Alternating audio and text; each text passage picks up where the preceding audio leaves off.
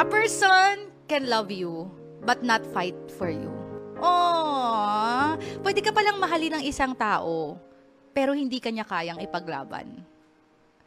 Aray, ang sakit. Ba't ganon? Ako yung unang tinatamaan. Pwede kang mahalin ng isang tao, pero hindi kanya kayang ipaglaban. Di ba may mga ganong tao sa buhay natin? Alam naman nating mahal tayo.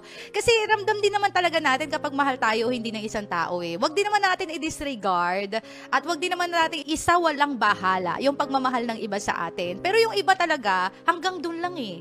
Hanggang mahal lang kita, pero hindi yung I will fight for you. Diba? Apakasakit. Sobrang sakit nun. Kasi ine-expect natin na yung mga taong mahal tayo is kaya tayong ipaglaban. Kasi that's the power of love.